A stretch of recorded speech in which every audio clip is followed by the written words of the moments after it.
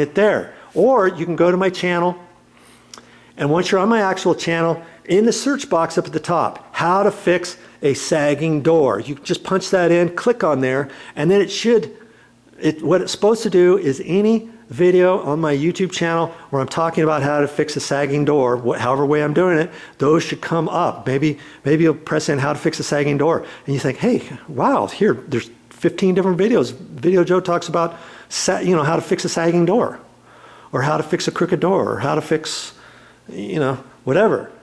How to patch a hole in the wall, how to paint, how to install a ceiling fan, how to install a light fixture, how to cut in an electrical outlet, how to relocate an electrical outlet, how to replace an electrical outlet, how to paint a wall, how to patch a wall, how to install a light fixture, how to walk around up in the attic.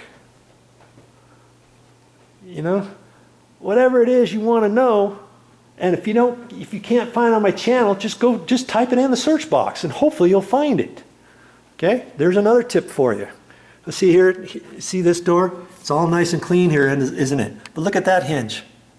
See all the dirt, see all that grease right there? That's from that hinge pin wearing right around and through into the sides of the knuckle of the hinge, and wearing out the hinge pin, wearing out the inside of the knuckles. One thing you could do on that, see the black little bits on this side that have kind of sprayed out? That needs to be cleaned up. All that stuff I'm going to have to clean off before the painter gets here. So I'm glad I'm making this video because I forgot about that. Okay, and then I can do all that without taking the hinge pin out. But if I want to go further, I could take that hinge pin out, and I can clean that off.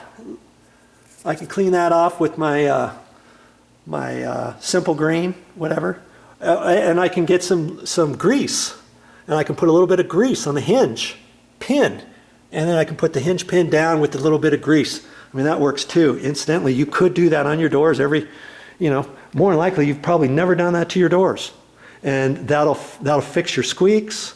That'll fix all this kind of stuff. After I clean all this stuff up and I have that hinge pin all cleaned out, and I can put some grease on that, put that back down there and wipe it all off, guess what? I'm probably not going to have this problem happen anymore for the next 5 years or more. If I just happen to clean this off, let's say I just clean this off right here and here, I get it all nice and clean, wiped off, and if I don't do anything else, guess how long it's going to take for this stuff to start appearing on my new paint on the door after they paint this, or on your existing doors if you don't plan on painting that?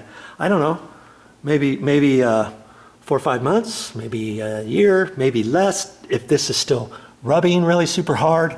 See, even on the hinge, you can see it coming out right there, see? So I'll have to clean all that stuff out. So there's another tip for you. Maybe you can take your hinge, just pop that one hinge pin out. See, I look at these, this one looks fine, doesn't it? Look at this one, that one looks fine. Look at the bottom one, that one looks fine. So do I have to really pop all these pins out? If I want to lube them, maybe I only have to lube that one. Or when you're doing it, if you want to do all of them, you can do all of them if you want. Do one pin at a time though. Just take this pin up, lube it, put it back down. Take the next pin up. Don't take all of them off or whatever. Or because this has 4, I could take the 2 metal ones out at the same time. Do those first. Or I could do, see, I don't want to take the bottom one out and the next one up, because then it's going to move and I may have to mess around with it. So I could take the bottom one out. I could take the bottom one out, and I could take the third one out. Do those first, and I could take that one out next. Do the top, just do the top one by itself. I wouldn't want to take this one out, the third one out, and the fourth one out. Or if you only have a door with 3 hinges, I don't want to take the middle one out and the top one out at the same time. I mean, you could. The door's going to sag, then you're going to have to kind of lift the door up, grab your hand over here, lift this up to get the pin in, and all that kind of stuff. Okay, so there's another tip for you. The reason why I'm on this door, why am I on this door? Looking at this door, I wanted to show you something. It looks like the gap is fine, but I look up there and I'm pushing the door. You feel that? You hear that? You feel it? The door's not going in all the way. And I haven't gotten up there on a ladder yet, but I already know that there's an issue. And how do I know that there's an issue? When I look up to that edge, you see the wood right there? That's because the top of the door edge is hitting right there. And it's not allowing the door to go back. So if I just had the painters come here and have them fix that and paint that, guess what? If I don't fix the door, guess what's going to happen after the painters leave? That's right. It's going to be like that after the first couple times I open the door. Now, why on earth is that doing that? You know, you can close this door and that door closes, see? But the top of the door is not in all the way, is it? See? I got the door closed and the door's latched and everything. That's because the door is flexing a little bit. And why? Because this door is a hollow core door. It's not a solid core door. Chances are if this was a solid core door, the door, if it rubbed up there, it's not going to be pushed in here. Or you're going to have to push real hard. Now this one, granted, you got to push a little bit. You may think at first, oh, that's fine when you're checking your door. So always make sure you look up. And I can feel that too, that it's not going in all the way. If it's like that, I feel that when I do that, it springs right out. I know something's going on. So I look up there, and sure enough, it's hitting the top of that. And so what am I going to have to do with that? Isn't that odd? Most of the times, you're not going to see that. When you're looking at your doors, most of the time, your door is going to sag. There's no way your door can sag uphill. The door is always going to sag downhill because the hinge pin gets loose, or the hinge pin starts wearing out on the inside of the knuckles, and this thing is loose a little bit, or just over time, maybe your screws are loose, maybe your wall has settled and has thrown off your angle of the door. In this instant, when I look at this, see the edge where the trim is in the ceiling? You go across this side over here, it almost looks the same. Here, sorry about that. It almost looks the same, the gap between the top edge of the trim and the bottom edge of the ceiling. When I stand back here further, it almost looks like that whole door jamb, the head, should have been lifted up a little bit more on this side. And I can't do it now, can I? There's no way I'm going to take the whole door jamb and lift it up and monkey with that and all that kind of stuff. And so more than likely to fix this door, I'm going to end up having to rasp it off. I could take a skill saw, take the door down, take a skill saw and try to shave off the top edge from about 2 or 3 inches back, and then shave from there, from nothing there to about a 1/16 at the edge.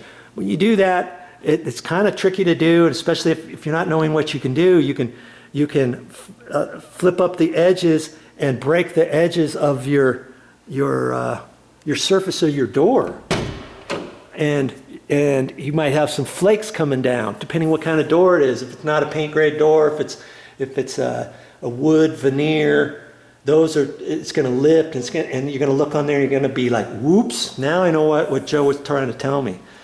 So what I'm going to end up doing with this, I'm going to take a wood rasp, and I have this rasp in my nail bag. I'm going to take the door down. I'm going to have to set this down. I'm going to have to mark with a pencil, maybe 2 inches over, 2.5 inches over, and then from there, measure down maybe a 1/16 or 3/32, not an 1/8. That's probably too much, and draw a line, with the straight edge from there over. Do that on the other side, on the edge of the door too. And I'm going to take a wood rasp and just start rasping.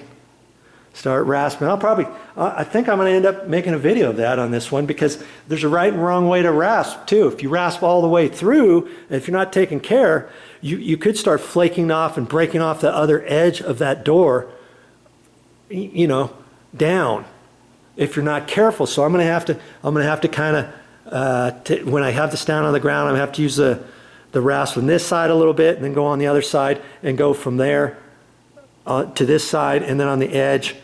And there's kind of a slight little process of that. You just want to be careful as you go, because you don't want to start messing up the edge, especially this front edge, because this front edge is the part that you're going to see.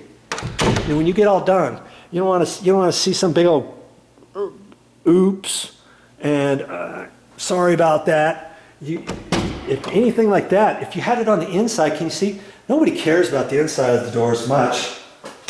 And when you got this door closed, who's going to be in here saying, hey, oh, hey, Joe, I see that you didn't rasp it enough. See how the door's not even closing there? That's because it's hitting up there. And if you get this edge off ever so slightly, you've got the door stop that kind of covers it up when the door's closed, don't you? But anyways, I'm gonna try to make it so that I've got a nice straight line on the inside, on the side, and on the front edge. And I was thinking, can I do that way up high on a ladder or something? I don't think I can because this little soffit here is kind of in my way to get up in there and rasp off. And plus, I don't have an 8-foot ladder with me. I don't have a 6-foot ladder with me. All I have is a little 3-step stool. And I'm going to try to make that do. And that's why I'm probably going to have to take this door down, lean it down on the edge, put it over there so that I get the mess over there if I have it over here. I always think about all that kind of stuff because, when you get done with whatever job you have, make sure you clean up after yourself. That's probably how I'm going to fix that one anyways. Okay, so I think I've kind of talked enough, haven't I? I mean, this isn't really a inspection per se on, that's kind of slick too. You unlock that there and then do this. And I always thought, see, when you lock this, you pull up on this handle and that throws the deadbolt out. It also throws this pin out on the side of the door. It also throws the pin out on the side up here, see? And then when you activate, you push that down. Ooh, oh, those don't go back.